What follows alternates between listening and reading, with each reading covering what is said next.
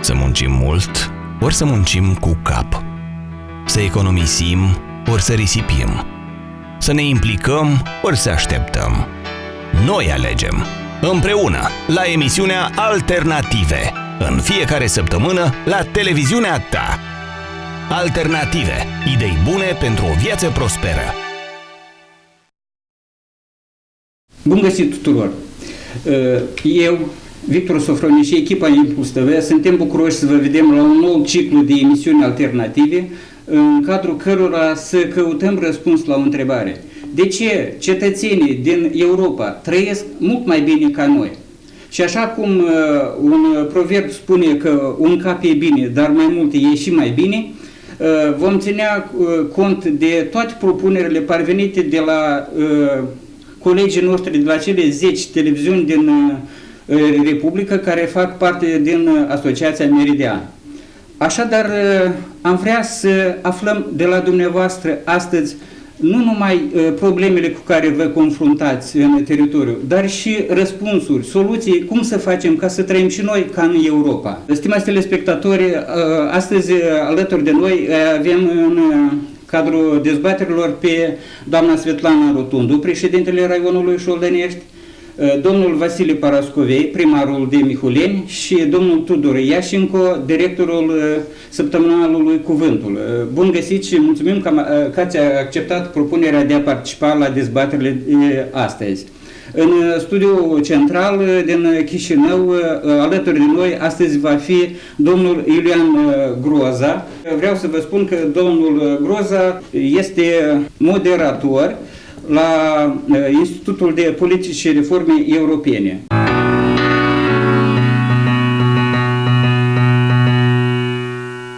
Tema discuției este posibilitățile de dezvoltare a business-ului rural, având în vedere nu numai realitățile noastre din Moldova, dar și experiența statelor europene, unde foarte deseori facem trimitere și vrem să fim și noi ca și dânsii. Pentru început vă propun să vizionăm un reportaj realizat de echipa Impuls TV în raionul Șoldănești.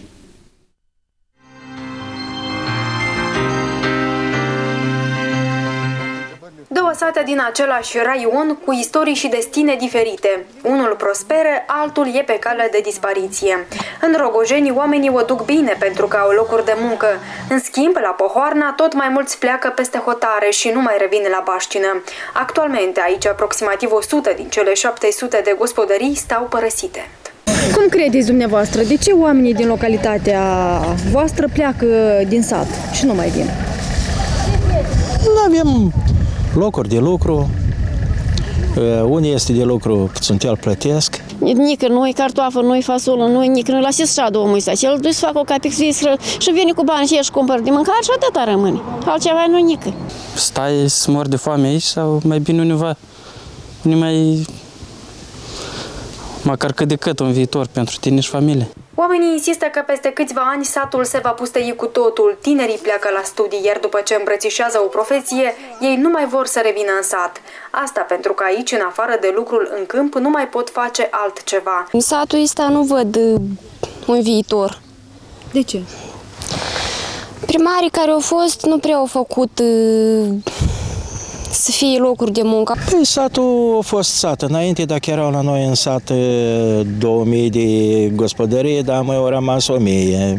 Dacă ar și de lucru, că țehul de legume stă, nu lucrează, catelina nu lucrează, s-a desfințat tot. Și Andrei Bulat, primarul satului, vrea ca localitatea sa să prospere, deși nu știe dacă îi va izbuti acest lucru în condițiile crizei financiare. Nu chiar bună perspectivă pentru sat. Poate și din cauza că localitatea este amplasată mai departe de centrul raional și mai departe chiar și de orașele care florește, adică și de ce și lumea pleacă în căutarea, adică nu e amplasată mai aproape de oraș și de ce poate și perspectiva nu este chiar așa de bucurătoare. Cei din Pohoarna își amintesc cu nostalgie de timpurile când majoritatea localnicilor aveau un loc de muncă. Viața la Baștina lor era interesantă și dinamică. Tot mai mulți localnici au lăsat căsuța la care au muncit o viață întreagă și au plecat peste hotare, iar când s-au obișnuit cu viața în străinătate, mulți dintre aceștia și-au luat și copiii cu ei. Oamenii își amintesc cu nostalgie că și aici cândva era o gospodărie mare și încăpătoare pentru copii și nepoți. Tot ce a rămas acum este doar scheletul unui beci și acest prag. Gheorghe Strălciuc, agent economic din sat, se arată convins că nu este încă totul pierdut. Noi trebuie în primul rând ca să le dăm de lucru. Lucru nu trebuie să fie murdar, trebuie să fie foarte interesant și să aibă de lucru anul împrejur. La o distanță de 5 km în satul vecin, viața forfotește. Oamenii adună, construiesc și privesc cu ochi senin la ziua de mâine. Este și cazul familiei Prodan. În gospodăria lor crește și se educă deja a treia generație. Facem bani și aici pe loc, nu anumit să ne ducem peste hotare. Suntem intelectuali. Eu sunt bibliotecară, el e felcer în sat. Pe lângă aceasta ne-a ajuns timp ca să facem gospodării mari. Și iată cu asta și ne ținem din anii tinereței și până acum. Ținem vaci, porci, ținem păsări. De ce ai hotărât să revii în sat și să locuiești aici, lângă părinții? Și nu ai preferat o altă localitate unde sunt perspective mai mari? La oraș este foarte greu pentru noi. De la sat, lângă părinți, și am văzut cum ei muncesc și au de toate, am hotărât să venim aici lângă dâns și să-i ajutăm totodată și să avem și noi. Continuăm și ce am început noi, să nu se sfârșească. De fapt, la Rogojeni sunt 10 de familii care trăiesc bine și nici prin gând nu le trece să plece de acasă. Un primar n-ar face față lucrărilor dacă n-ar fi implicat și populația. Populația este motorul principal a tuturor proiectelor, schimbărilor și așa mai departe. Eu cred că la Rogojeni și văd eu cum oamenii sunt implicați în toate aceste lucrări, este un imbold de dezvoltarea localității mai departe. La primăria din Rogojeni a fost informați că în ultimii 10 ani numărul populației se păstrează practic constant. Mai mult, în ultimii ani, în comună au fost construite câteva case. Oamenii își fac gospodării mari pentru a locui cu copiii și, de ce nu, și cu nepoții.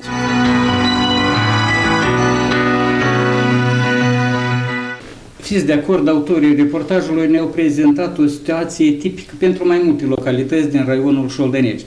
Cu bună seamă, avem localități unde prosperă satele, dar avem și sate unde nu numai că nu se construiește nimic, dar sunt și în stagnare. Exemplu este și satul Pohoarna. Totuși, de ce se întâmplă așa? Am vrea să aflăm răspuns la această întrebare pe parcursul emisiunii. Satul Mihuleni este una din, nu chiar puține localități, unde nu sunt agenți economici și oamenii nu au unde se încadra în câmpul muncii. Din această cauză ei își părăsesc și baștina, dar odată ce pleacă din sat nu sunt și copii. Drept urmare, chiar la dumneavoastră în sat a fost suspendată activitatea școlii. Nu putem spune că primăria nu face nimic. A fost construit apeductul, gazoductul. Domn primar, nu vă pare că mâine nu a avea cine să se mai folosească de aceste bunuri? Da, eu suport că pe parcursul la 4 ani mandatul trecut a reușit în sat să facă apeductul de apă, deci au apă consumatorii, iluminarea stradală, s-a reparat fântânile sat. Un lucru mare s-a făcut de dezvoltarea satului.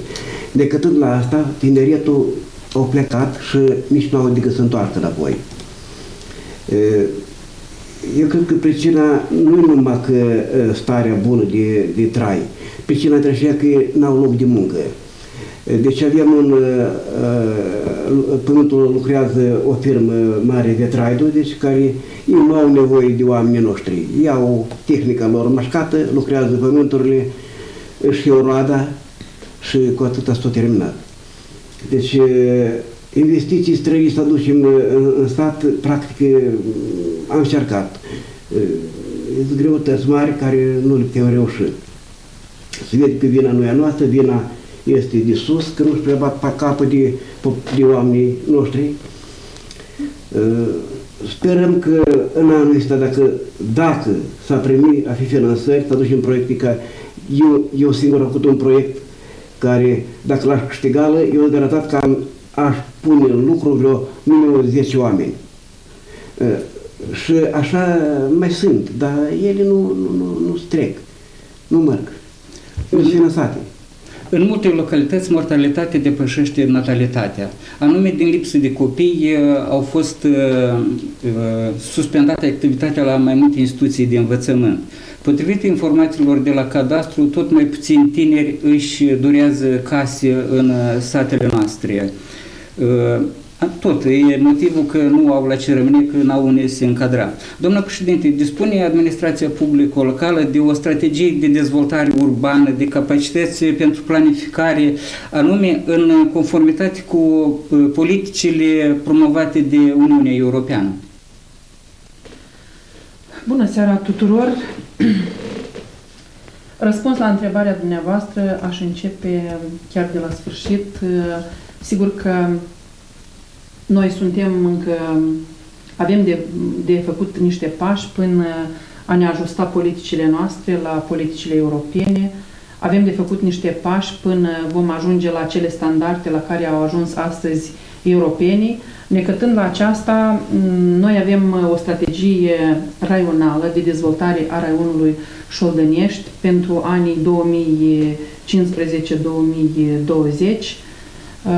Am reușit să alcătuim această strategie de dezvoltare a raionului Șoldănești împreună cu asociații obștești, cu secțiile și direcțiile Consiliului Raional, dar mergând nu de mult într-o deplasare în Polonia, m-am trezit la un moment și mi-am dat seama că noi am făcut și niște greșeli în alcătuirea acestei strategii, deoarece nu am consultat populația raionului înainte de a face acești pași pentru noi destul de importanți. Deci, pentru a dezvolta, pentru a alcătui o strategie, cel mai important lucru este să studiezi opinia cetățenilor, să studiezi dorințele și doleanțele dânșilor, pentru ca până la urmă ceea ce noi vom reuși să facem în următorii 4-5 ani, să facem pentru acești cetățeni. Necătând la aceasta, primii pași i-am făcut, am alcătuit această strategie de dezvoltare a raionului Șoldănești, în care am inclus și strategia de dezvoltare a managementului deșeurilor solide, de asemenea un pas destul de important, cred eu, pentru locuitorii raionului Șoldănești. Urmează ca această strategie să o transpunem în viață. Vă puteți referi la niște puncte mai importante, anume ce ține de dezvoltarea business-ului rural? Referitor la dezvoltarea business-ului rural, avem și aici, avem restanțe și avem de parcurs mulți pași.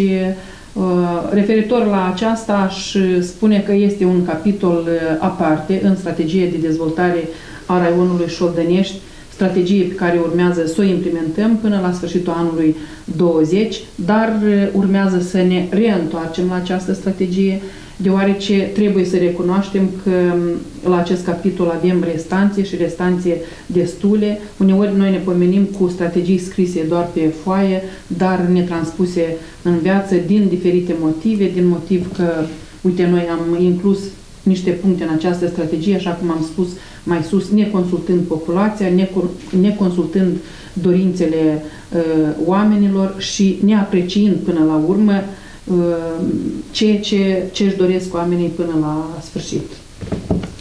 N-ați fost de acord cu ceva? Am văzut că... Ba da, sunt complet de acord cu doamna președinte. Republica Moldova are 10 de strategii. Să ne amintim, strategia adoptată acum vreo 10 ani, satul moldovenesc, care prevedea niște lucruri extraordinare ce urmeau să se întreprindă în țară și în 10 ani țara să devină una din cele mai bogate în regiune. Cineva știe de ce strategie? Cineva cunoaște ce s-a întâmplat în acei 10 ani? Fiindcă, în primul rând, strategia a fost elaborată în niște birouri la Chișinău contra unor plăți solide. Tot așa au făcut și raioanele strategii pe care s-au plătit sute de mii de lei. Au venit echipe din Chișinău, au încropit așa numite aceste documente pe care nu le știe nimeni și în care au fost impuse niște lucruri absolut ireale pentru raion, pentru țară. Și din această cauză noi avem ce avem. Fiindcă dacă s-ar fi mers pe lucruri concrete, ce poate să facă reale, ce poate să facă cu tare sau cu tare sau cu tare. Un simplu exemplu. Cu 2 decenii și mai mult în urmă a apărut legislația despre patenta de întreprinzător.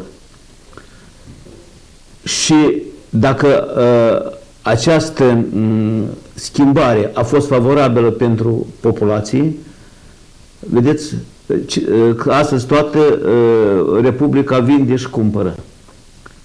Piețele sunt tixite de patentari, de acum s-a depășit situația care se prevedea atunci când a apărut legislația dată. Domnul Iașcenco, ați vorbit despre strategii. Sunt niște documente care, nu știu dacă se uită cineva la dânsele, stau undeva prăfuite. Delegații întregi din contul a diferitor fonduri merg peste hotare, merg în Europa. Văd acolo nu numai cum trăiește lumea, dar probabil se interesează și despre experiența țărilor gazdă. De ce nu se implementează acele lucruri frumoase despre care se vorbește la întoarcere, despre participanții la aceste călătorii? Ce ne împiedică nou? Sau pur și simplu ne s-au dat niște bani, nu s-ar noștri, am mers acolo, am venit și cu atâta? Pentru că nu există responsabilitate și dorința celor de la guvernare să facă treabă concretă. La noi, funcțiile, în mare parte, începând de jos și până sus, se vând și se cumpără. Omul vine să-și facă interesele. Dacă a plătit 100.000 pentru ca un loc de deputat, el își face interesele și nu-și bate capul de situația din țară, de schimbarea, despre cele schimbări care sunt programate în platforme electorale. Citiți orice platformă electorală a guvernului, a ministrului. Sunt de acord. Dar oamenii din teritoriu merg în deplasările astea peste hotare. Păi, Svetlana, și dumneavoastră v-ați întors recent dintr-o deplasare. Ce frumos ați văzut acolo în Polonia? Probabil n-ați văzut sate ca Pohoarna, unde se ruinează casele. Un pic nu vreau să fiu de acord cu domnul Iașcenco, că toate funcțiile se vând, se cumpără, sunt funcții, de exemplu, eu sunt într-o funcție aleasă, nu am cumpărat. Eu n-am spus toate, am zis că multe. Deci, cu acest punct de vedere al dumneavoastră nu vreau să fiu de acord, dar referitor la deplasările peste hotare a moldovenilor noștri, deci în ultimul timp chiar observ că mai multe delegații pleacă în străinătate, în special în Europa, pentru a culege experiența europenilor. Am beneficiat și eu de o astfel de deplasare timp de o săptămână în Polonia, grație Ministerului Dezvoltării Regionale și Academiei de Administrație Publică din Republica Moldova, care participă într-un proiect împreună cu Academia de Administrație Publică din orașul Szczecin, Polonia. De fapt, în Polonia sunt două de astfel de academii. Tema acestei instruiri a fost dezvoltarea regională. Ce am văzut bine și mi-ar părea încă mai bine dacă am reușit să implementăm și aici în raionul nostru, în Republica Moldova. Deci am menționat și mai sus cum se alcătuiesc strategiile de dezvoltare în Polonia. Păi chiar pe viu am fost în primăria, am vizitat primăria orașului Szczecin și am văzut niște lucruri pe care noi nu le avem. O direcție aparte se ocupă cu alcătuirea strategiilor de dezvoltare. Și iată aici ni s-au explicat multe lucruri cum până la urmă apare această strategie. Deci se fac foarte multe lucruri, se fac mulți pași până această strategie apare așternută pe hârtie. Și în mod special accentul este pus pe cetățeni, pe consultările cu cetățenii, cu grupuri mici, cu grupuri mari de cetățeni. Am văzut aceste lucruri, cum se fac la ei, am discutat chiar și cu populația din oraș și ne-am convins că, într-adevăr, strategiile de dezvoltare ale polonezilor sunt mai aproape de realitate și sunt chiar aproape de cetățeni. Ce ne împiedică nouă să aplicăm această practică în teritoriu? Nouă ne împiedică experiența. Noi am venit dintr-un sistem vechi, experiența și dorința. Deci, așa cum a spus domnul Iașcenco, noi avem sute de strategii înșirate pe hârtii, care stau undeva în sertare și le scoatem doar atunci când aplicăm la un proiect și cerințele proiectului respectiv spun că, uite, trebuie să aveți și o strategie și dacă în strategia dumneavoastră se regăsește acest punct, adică este introdus, atunci suntem și noi de acord să vă primim... Ficiorul dumneavoastră este plecat peste hotare, în Marea Britanie, dacă nu greșesc. Da. S-a angajat, muncește acolo. Dânsul ar vrea să vină acasă, să-și lanseze și aici o activitate. Ce îi împiedică să vină lângă părinți? Sigur că ar vrea și eu, ca părinte, mai mult vreau, eu așa cred că mai mult îmi doresc ca copiii mei să fie alături de mine, să fie alături de noi, nu la propriu zis, aici în Republica Moldova. Dar fiind student, a plecat acolo, a îndrăgit munca acolo, a mai venit în țară pe parcurs, dar acum este angajat oficial chiar pe specialitatea care a aici ar avea unde să se angajeze, să se realizeze. Ce îi împiedică aici să lanseze într-o afacere? Tinerii au alte dorințe ca și noi, ei vor un salariu cu mult mai mare decât îl primim noi, a avut un loc de muncă și aici, dar dorința de a trăi mai decent, de a vedea mai multe lucruri, de a avea un salariu mai mare care să-i permită să-și întrețină familia, l-a făcut ca să meargă în străinătate. Ce trebuie să facem ca să-i fie bine și aici, nu numai lui, la toți tinerii? Deci multe trebuie să facem. Foarte multe lucruri noi trebuie să facem. Câteva, să le enumerăm, să le spunem, poate ne aud și cei de sus și susțin. Pentru ca să atragem tineretul aici, primul lucru care trebuie să-l facem, să creăm locuri de muncă cu un salariu decent. Un salariu care ar permite ca să-și întrețină familia. Iată, spre exemplu, feciorul meu și-a construit o familie, are un copil cu un salariu de 2.500, chiar și 3.000, nu poate să-și permită să-și finiseze o casă de locuit, să-și întrețină familie decent. Deci poate să o întrețină așa cu rezerve. Dar tinerii de astăzi nu acceptă rezervele. Da, domnul Tudor. Ei vor să trăiască din plin. Vedeți, și la Poharnea și asta în studio se vorbește să creăm locuri de muncă. Cine să creeze? Eu văd altfel situația. Rezolvarea situației. Să dăm posibilitate oamenilor, și asta am pornit în gândul cu patentare, să dăm posibilitate oamenilor de toate vârstele să se realizeze, să realizeze potențialul de care dispun. Adică,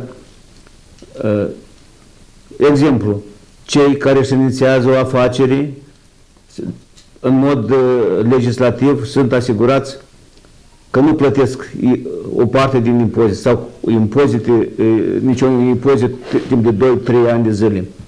Le se ajută, vin fondurile, o sumedenie de fonduri este europene, fonduri din țară, le se ajută, sunt ajutați cu credite preferențiale.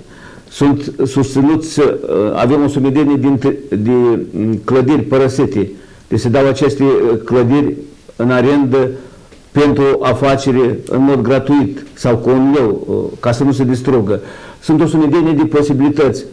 Iată, am fost recent în Estonia.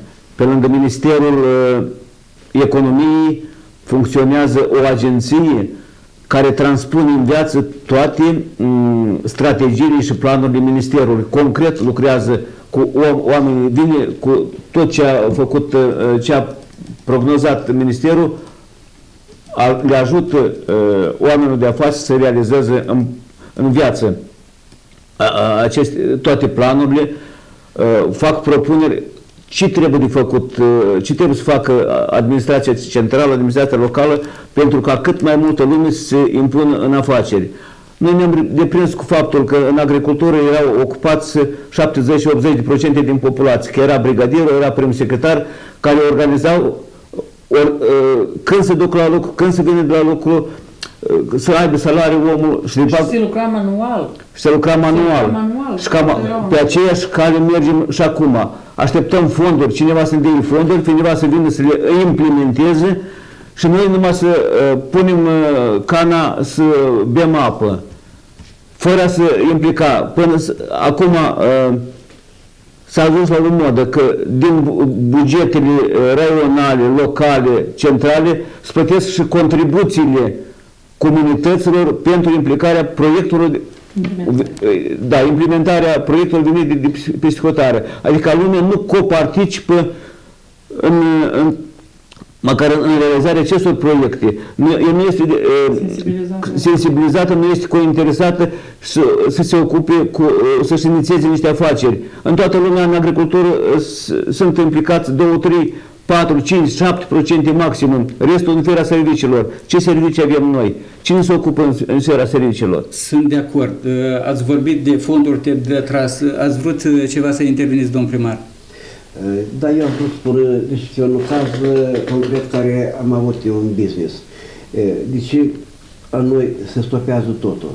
Deci eu am avut un business unde am luat un credit din bancă, deci fiind copiii mei tot bahotară, m-au ajutat și ei, am deschis business-ul, lucram pentru nalog, pentru salariul la muncitori și practic la urmă rămâneam cu nimic.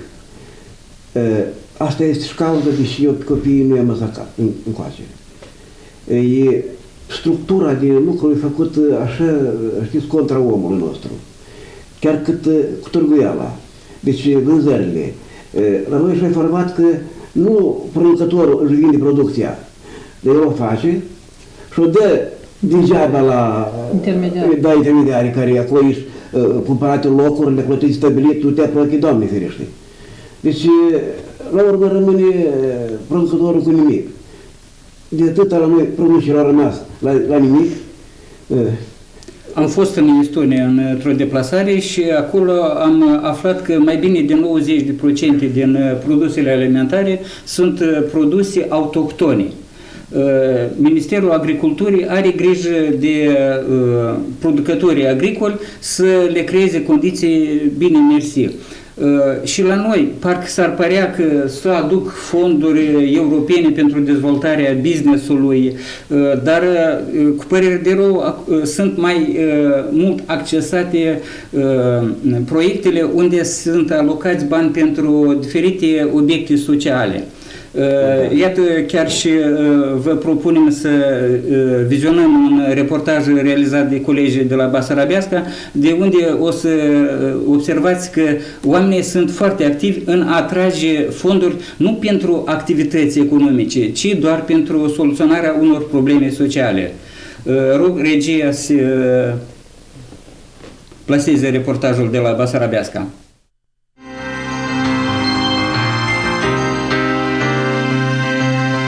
Schimbările produse în mediul rural sunt o urmare firească a progresului înregistrat de societate în ansamblu. Deși posibilitățile financiare ale oamenilor de la sate sunt reduse, modernizarea acestor localități este posibilă grație fondurilor europene. Un exemplu este satul Abaclia din raionul Basarabeasca, care a devenit mult mai atractiv pentru populație datorită celor 4 proiecte europene implementate în 2012.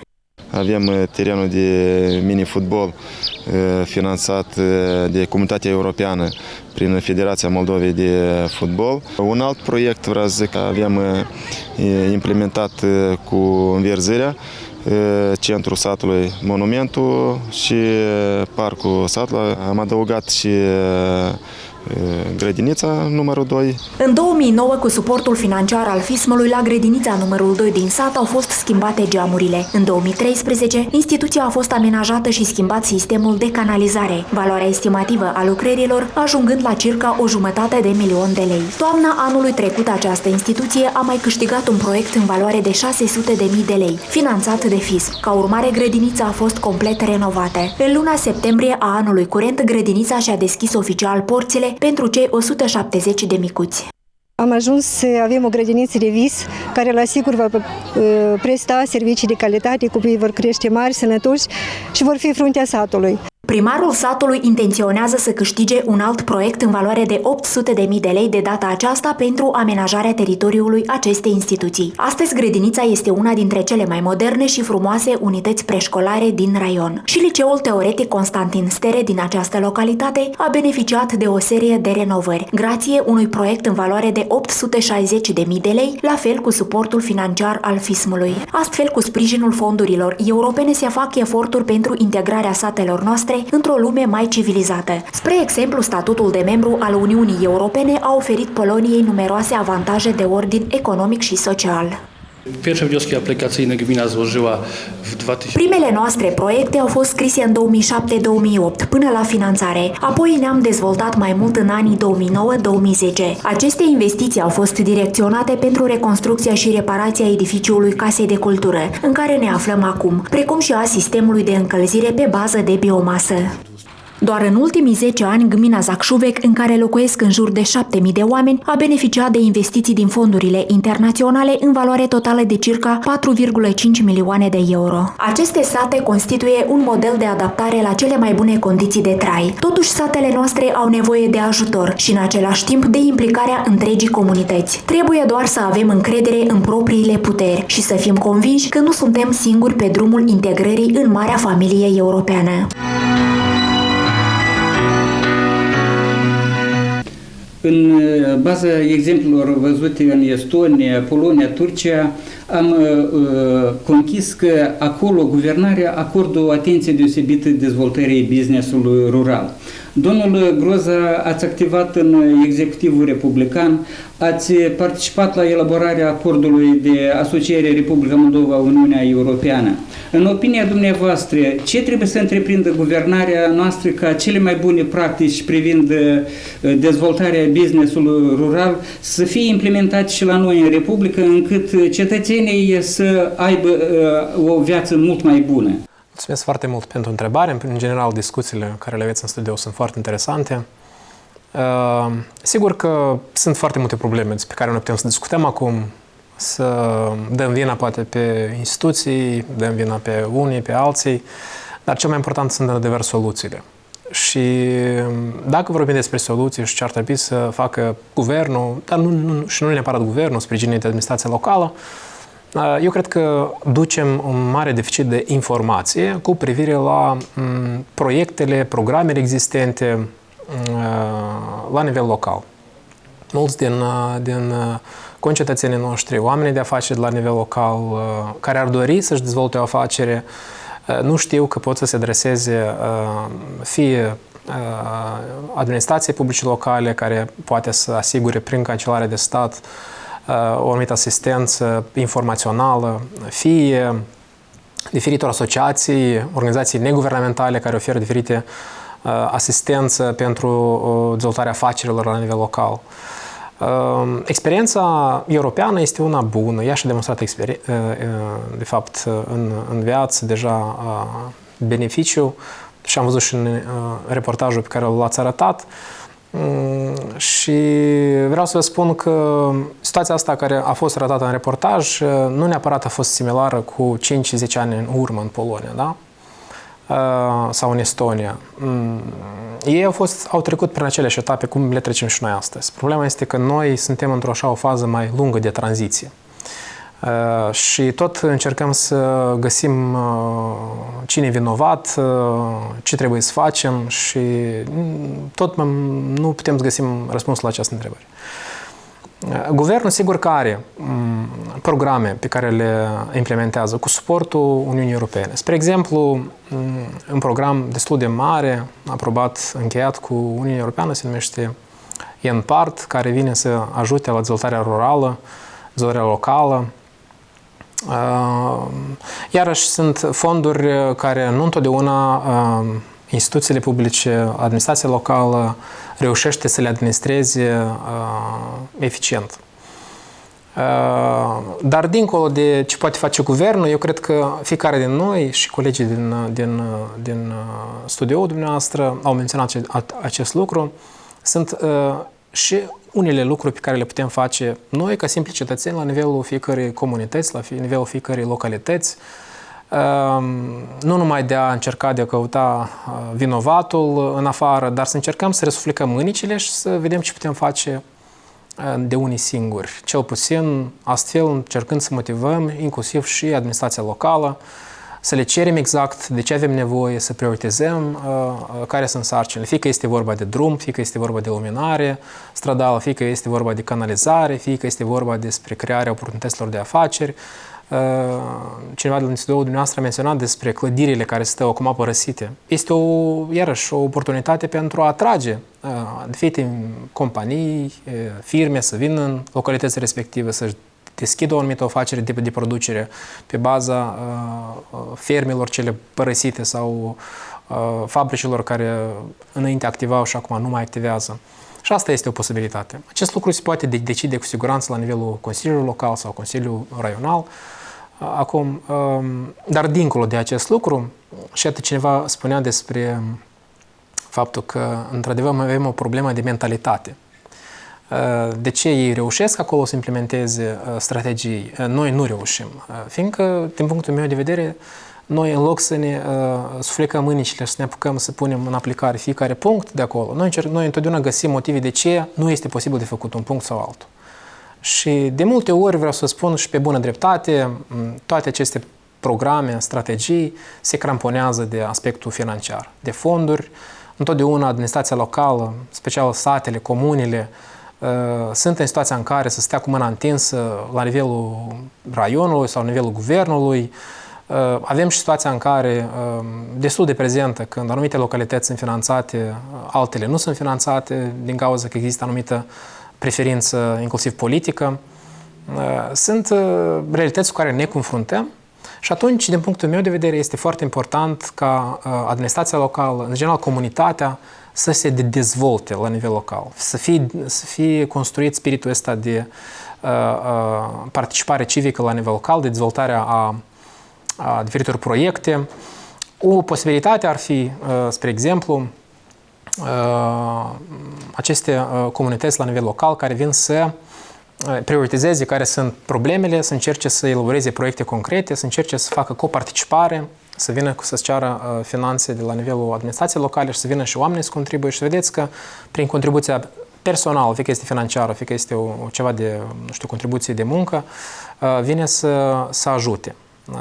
Și aici chiar vreau să închei, sunt multe lucruri din trecut pe care pot fi ajustate, preluate acum în prezent. Spre exemplu, elementul de clacă, care așa de multe ori funcționa la noi, iar în ultimul timp, din păcate, nu se mai aplică.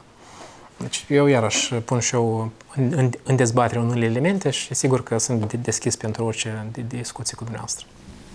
Mulțumim! Precum ați observat din reportajul de la începutul emisiunii, mulți oameni consideră că trebuie să deschidem în teritoriu cât mai multe întreprinderi de procesare a producției agricole. În acest scop, evident, sunt necesare cât mai multe fonduri despre care am vorbit noi. Dacă la noi ne putem lăuda în Șoldănești că avem multe instituții de menire social-cultural readuse la viață. E mai dificil să vorbim despre niște agenții economici care s-au lansat astfel de activități. Totuși, la Cimișlia s-au găsit oameni care au putut convinge investitori din afara țării să lanseze acolo o întreprindere unde să lucreze în jurul de vreo 40 de cetățeni. Vă propunem să vizionăm reportajul realizat de echipa de la Cimișlia.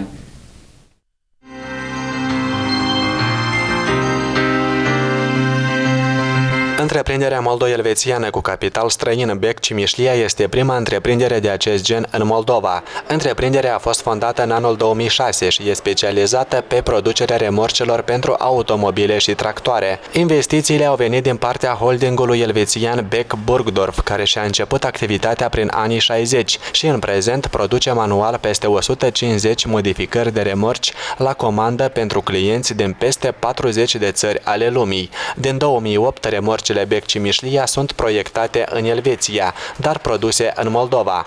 Produsele Bec Cimișlia pot fi găsite, de exemplu, la aeroportul Zurich. Cred că azi avem 40 participanți la uzina noastră și eu sunt foarte bucuros. Sunt 40 de persoane.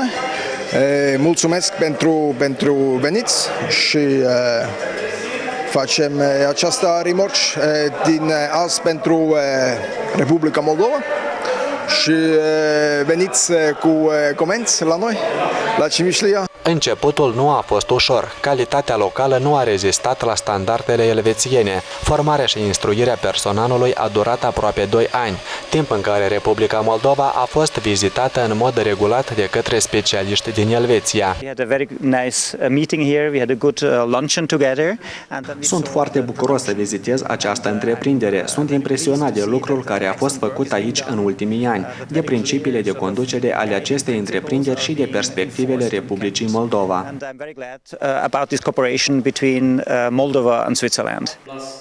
Din 2012, Bec Cimișlia își orientează activitatea pe piața internă. În acest scop se desfășoară întâlniri cu antreprenorii locali. Întreprinderea participă permanent la expoziția internațională specializată de mașini agricole Mold Agrotech. Exemplul e că aceasta este pentru cai. Tot se fac de la până la 16 tone se poate transporta cu dânsele. Dimensiunile tot sunt variate, de la 3 până la 6 metri.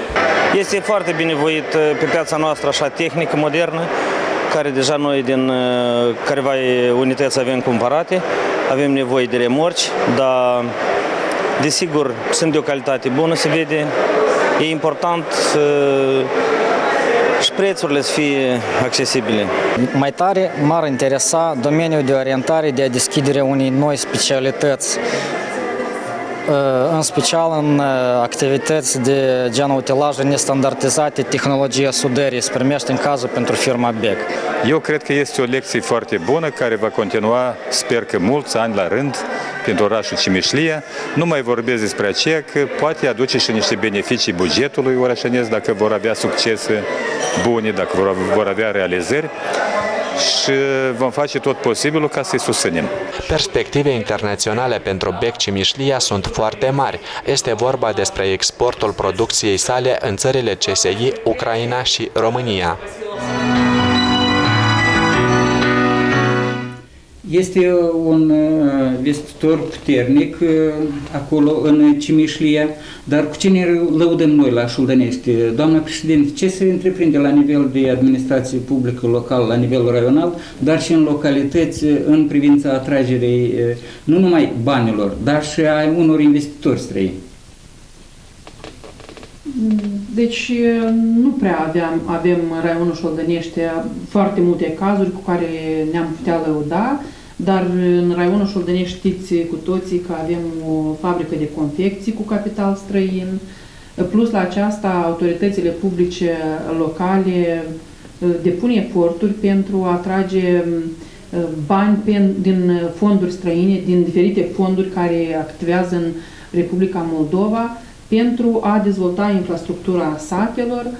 Mai puține exemple avem deci, în localități cu atragere de investitori străini pentru a-și dezvolta afacerile în satele din raionul Șoldănești, dar sunt îndrăzneli din partea agenților economici, din partea autorităților publice locale, chiar din partea cetățenilor, pentru a aduce aceste investiții aici, în satele din raionul Șoldănești. Da. Eu cred că o salvare a situației la noi ar fi modificarea legislației, politicilor fiscale și a legislației în domeniu, ca legislația să stimuleze inițiativa de întreprinzător, implicarea a câtor mai multor oameni în afaceri, să nu aștepte lumea cineva să-i dea de lucru de el, să-ți găsească o afacere, mai ales în sfera serviciilor, în sfera infrastructurii, prelucrarea producției, păstrarea și așa mai departe. Vorbim de zeci de ani, de decenii de economia tenebră, salarii implic. Cum să nu fie salarii implic când, iată, eu luna trecută am plătit colectivului 23.000 de lei și 80%, 19.000, am plătit impozit statului. De atâta majoritatea afacerilor se fac cu încălcarea legislației. Dacă am schimbat situația asta, să vedeți că cum lumea nu ar pleca peste hotare, dar și-ar face afaceri aici, să fie cointeresată, să-și dezvolte spiritul de inițiativă și de întreprinzător pe loc, acasă. Cum trebuie de schimbat mentalitatea moldovenilor încât să nu avem doar unități comerciale în sat, ci și alte activități economice? Domnul primar. Eu cred că nu numai mentalitatea noastră a cetățenilor, dar pur și simplu cetățenii n-au susținere de la guvern, n-au susținere de la... Eu în cazul cred din mine. Deci eu am un proiect acum implementat pe eficiență energetică. Uite, pistă de cu 600 de metri pătrați. Cu aerul care sustrat din mină. Deci 50% se primește că avem avem câștigat. De mult îmi proiect și așa și nu pot să răzbat sau câștig. Asta e problema. Dacă noi avem susținere, lucrurile merg altfel. Am înțeles. Care este opinia omului care a muncit la acordul de asociere, domnului Iulian Groza, privind planificarea și dezvoltarea localităților rurale? De ce reforme avem nevoie, de ce fel de abordări încât să impulsionăm acest business rural? Ce face programul care a organizat această vizită pentru mai mulți președinți de raioane în Polonia, împreună cu Academia de Administrații Publice, este un exemplu cum poate fi ajutat administrația locală pentru ca să-și dezvolte capacitățile de planificare, ca ele să fie cât mai eficiente și cu impact cât mai mare asupra populației. Dar cum spuneau și colegii din studio, de multe ori, la noi în Republica Moldova nu suntem foarte buni la elaborarea de strategii, mai prost stăm cu implementarea. Și aici este foarte important ca lecție învățată, cu siguranță trebuie în primul rând să fie luată în considerație opinia comunității, opinia cetățenilor care locuiesc într-un sat, într-o comună sau un oraș mai mare. În primul rând. Vreau să vă spun că noi în cadrul Institutului avem un proiect care implică cetățenii în elaborarea politicilor publice. Și am creat în 16 raioane din Republica Moldova centre locale de participare. Și în cadrul acestor centre locale de participare, ele sunt asociații voluntare unde participă oameni activi care vor să se implice. Noi am organizat diferite sondaje, venim cu prezentări de propuneri de politici pentru cetățeni, cetățenii vin cu propunerile lor. Și de la ultima discuție care am avut-o în Ialoveni și în Hâncești, în cadrul acestui Consiliu Local de Participare, mi-am dat seama că în majoritatea localităților din Republica Moldova există 3 sau 4 probleme principale. În primul rând legate de infrastructură, când vorbim de drumuri, canalizare și iluminare. Și a patra chestiune foarte importantă, care mie mi s-a întipărit, este sigur că revizuirea politicii de tineret și implicarea tinerilor, educarea tinerilor și implicarea lor în viața comunitară pentru a-i păstra acolo. Și încă un element important, care este foarte relevant pentru Republica Moldova, vizează cum putem implica experiența cetățenilor noștri care muncesc peste hotarele Republicii Moldova. Da? Cum putem să-i atragem, cum putem să-i încurajăm să investească în comunitate, în infrastructură, să contribuie la dezvoltarea comunității și, pe de altă parte, cum putem să preluăm experiența pe care o au ei acolo, acumulată în diferite țări europene sau în altă parte, la nivel local. Și acordul de asociere, dacă vorbim așa mai general, el nu prevede anumite, știți cum, niște acțiuni trase la turnesol și imediat acelea vor produce anumite efecte. Prevederile din acord, ele sunt mai strategice, care prevăd niște standarde care trebuie preluate de către Republica Moldova. Fie că este vorba despre dezvoltarea rurală, înseamnă că aici, pe lângă faptul că guvernul trebuie să aibă niște politici care sunt axate anume pe dezvoltarea localităților la nivel de infrastructură, dezvoltarea afacerilor, dezvoltarea atractivității comunităților, satelor, orașelor la nivel local pentru investiții din interior și din afară. Aceste programe sunt susținute de fonduri europene, dar nu numai fonduri europene pot contribui aici. Sunt și investițiile, deci investitorii la nivel local și din afară. Și încă o experiență care este oferită inclusiv de acordul de asociere, dar nu neapărat este obligatorie acolo. De ce spun acest lucru? Fiindcă există și o altă practică anterioară. Este practica înfrățirilor între localitățile din Republica Moldova cu localități din alte țări din Uniunea Europeană care au trecut prin aceeași experiență cum o trecem și noi astăzi. România, Polonia, Slovacia, Estonia, unde autoritățile locale, cetățenii noștri merg nu numai în vizită să se documenteze, dar încearcă împreună să elaboreze niște proiecte comune, să aducă niște utilaje de care unele localități nu au nevoie, de exemplu în Estonia, dar noi avem nevoie de ele. Poate sunt mai vechi, dar ele sunt oferite gratis. Să fie oferite niște tehnici, niște tehnologii la nivelul local care ar implica dezvoltarea agriculturii la nivel local, dezvoltarea afacerilor comune dintre producătorii noștri din Republica Moldova și producătorii din Polonia, din România, fiindcă asocierea mai multor producători din Republica Moldova și din Uniunea Europeană, mai ales că acum avem zona de liber schimb cu Uniunea Europeană, care ne permite să avem comerț cu Uniunea Europeană în regim de liber schimb, asta ne crește nouă posibilitatea să ajungem mai ușor pe piața Uniunii Europene.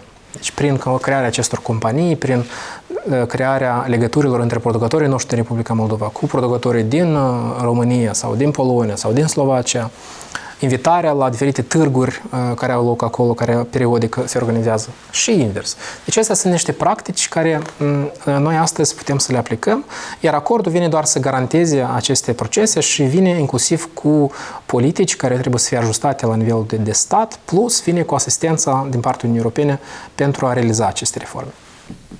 Atât primarul, în primul reportaj, cât și domnul Iulian Groza a vorbit despre activismul cetățenilor.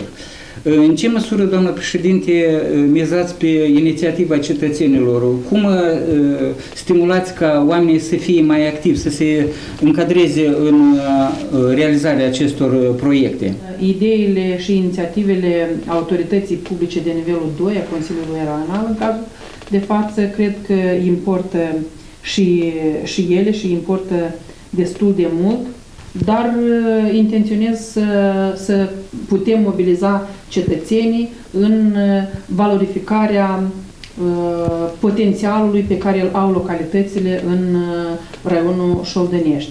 În primul rând, m-am gândit că o idee foarte bună ar fi ca să mobilizăm cetățenii din raionul Șoldănești în dezvoltarea turismului rural, deoarece raionul Șoldănești este unul din puținele raioane care au un astfel de potențial turistic, valorificat nu așa cum ne-am dorit noi. Eu cred că aceasta ar fi o oportunitate destul de importantă pentru cetățenii și pentru locuitorii din raionul nostru.